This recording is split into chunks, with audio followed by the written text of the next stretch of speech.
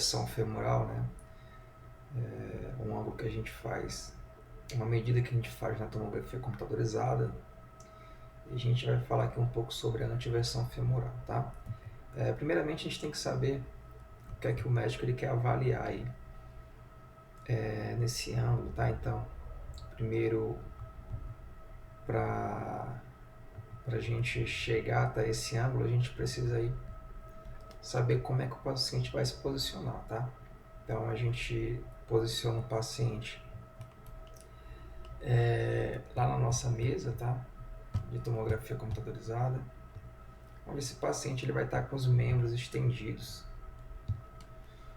O paciente vai estar com os membros estendidos e a gente vai ter um suporte lá que a gente vai estar angulando os pés do paciente externamente 15 graus, tá? Os pés, os músculos, né, articulações todas em repouso, e a gente faz aqui uma varredura pegando desde do quadril até o joelho, tá? Isso no nosso scout. Depois a gente faz imagens do quadril e imagens do joelho, porque a gente precisa sobrepor as imagens do quadril e do joelho, que a gente vai ver no vídeo seguinte,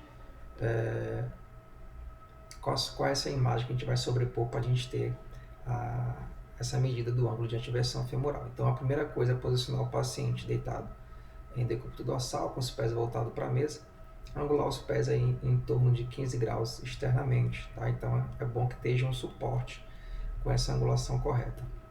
Fez o scout, você vai programar um FOV em cima do quadril e um FOV em cima do joelho. Você precisa aí da imagem do joelho e imagem do quadril para poder sobrepor essas imagens, tá? Depois do exame feito, a gente vai selecionar duas imagens para fazer esse ângulo.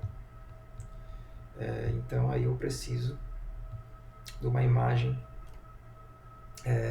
do meu joelho, tá?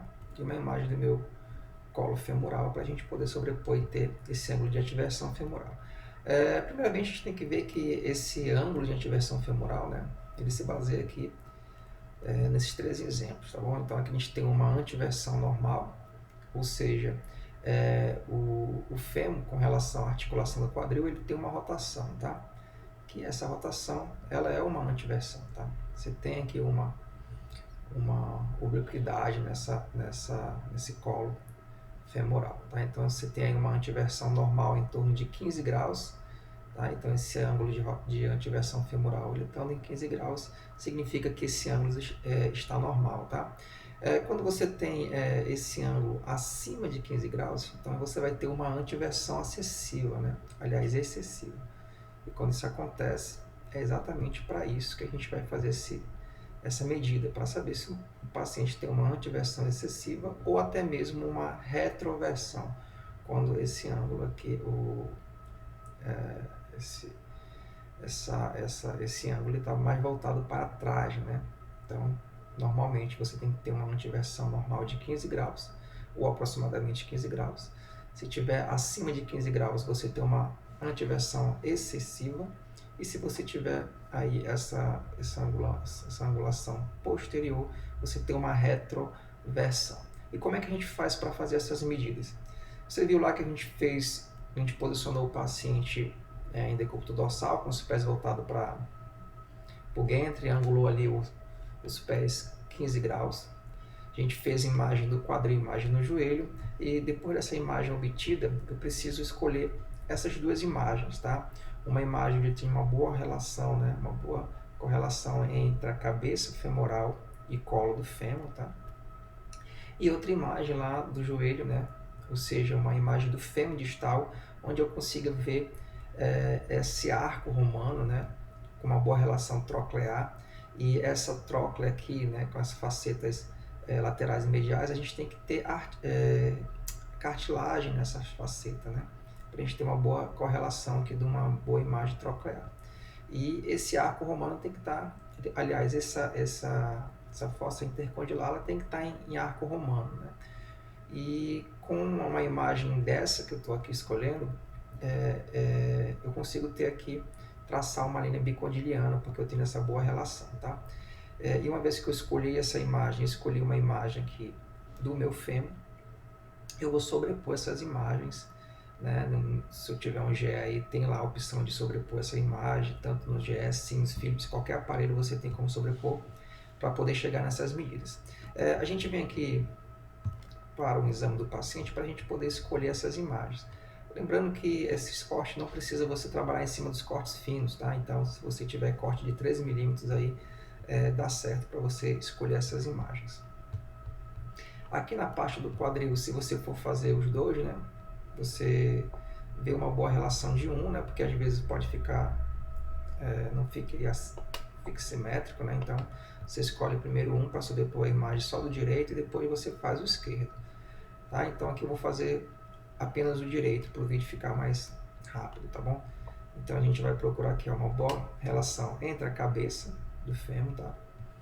Colo femoral, né? E a parte mais minha parte aqui maior do meu trocante aqui, tá? Então, por que eu preciso dessa imagem? Porque eu preciso traçar uma linha bem no meio da cabeça do colo, né? Do fêmur, passando aqui no maior eixo longitudinal do colo femoral, tá? Para depois traçar uma linha bicondiliana. Então essa imagem aqui seria uma imagem ótima, tá? Então eu salvaria ela para sobrepor com a imagem do joelho. A imagem do joelho, a gente vai escolher também, né? Vamos lá escolher a imagem do joelho. Então aqui eu tenho meu fêmur, vamos lá para a parte distal do meu fêmur, ó, e aqui eu já tenho a imagem que eu quero escolher, tá? Primeiro que eu vou aqui para a fossa intercondiliana, tá? Essa fossa aqui, ela tem que apresentar um arco em estilo de arco romano, tem que ter uma boa relação da tróclea e cartilagem troclear, então essa imagem aqui estaria ótima, né? A gente tem uma boa relação aqui.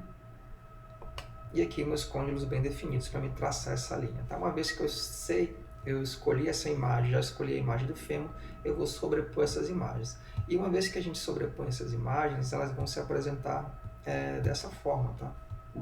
Sobrepostas.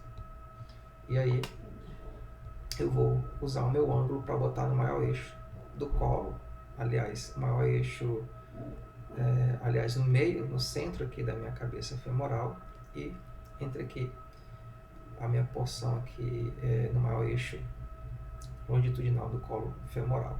Depois traçar uma linha bicondiliana.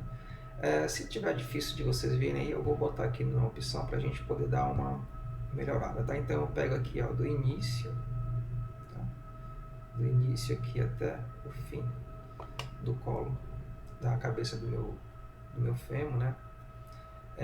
Aqui eu vou ter que traçar uma linha entre aqui a cortical, ou seja, a parte bem mediana aqui do colo femoral, pegando aqui o seu maior eixo do trocante, tá? Depois eu vou traçar uma linha bicondiliana, então eu tenho que pegar aqui bem na minha margem posterior dos côndilos, ó, eu vou traçar uma linha bicondiliana aqui e uma linha traçando aqui na parte bem no centro do meu colo e centro aqui também na cabeça femoral. Vamos aqui para o ângulo. Vamos aqui para o nosso ângulo. Vou pegar aqui na parte mediana. Se você for pegar uma régua daqui para cá, o meio disso aqui está aqui, tá? Então eu vou puxar daqui para ficar melhorzinho. E o meio do meu colo do fêmur, tá?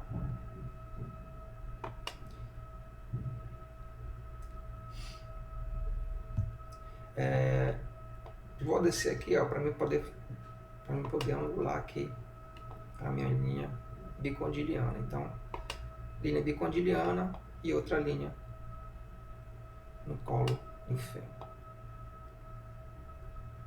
Tá? Nesse caso aqui, gente, o paciente, né, o correto era tá dessa forma aqui, ó, o ângulo, tá? Aqui eu ter o ângulo, né, o ângulo aqui do meu colo femoral, tá? E aqui essa de baixo ser o ângulo aqui, ó, bicondiliano. Mas vocês veem que em vez de ser para baixo, ó, eu vou para passar do meu ângulo lá, ó, do colo, para poder ter essa medida, ó. Então esse paciente aqui, nesse caso, ele tem uma retroversão, tá? Ele tem aí o fêmur rotacionado posteriormente, tá? Então, assim seria o meu ângulo, tá? Peguei aqui, ó, o maior eixo do meu colo femoral com o centro da cabeça do fêmur, depois uma linha bicondiliana, e aqui deu 7,4 o ângulo. Vocês viram que foi para posterior, então o paciente aqui nesse caso tem uma retroversão. E como é que eu sei quando está normal, né? Normal, pessoal, aí a gente vai ter em torno aí, ó, de 10 a 15 graus, tá? Nesse caso aqui é o paciente com antiversão normal, né? Você vê que o ângulo, né? Se eu for botar essa linha abaixo aqui, ó, ela não vai estar para trás, né? Eu vou botar aqui abaixo e a de cima aqui vai ser pegando aqui o colo. Então ela está com uma antiversão normal, que é de 10 a 15 graus, tá? Se tivesse esse colo aqui mais rotacionado, mais obliquado, que eu elevasse essa linha para cá, eu teria aí uma antiversão excessiva, né? Nesse caso aqui, dessa imagem, é um normal, e a que a gente viu na imagem anterior é uma retroversão. Então essa aí foi a nossa aulinha de hoje, bem rápida, falando sobre antiversão femoral. Espero que você tenha gostado desse vídeo. A gente se encontra aí no próximo vídeo. Um abraço a todos.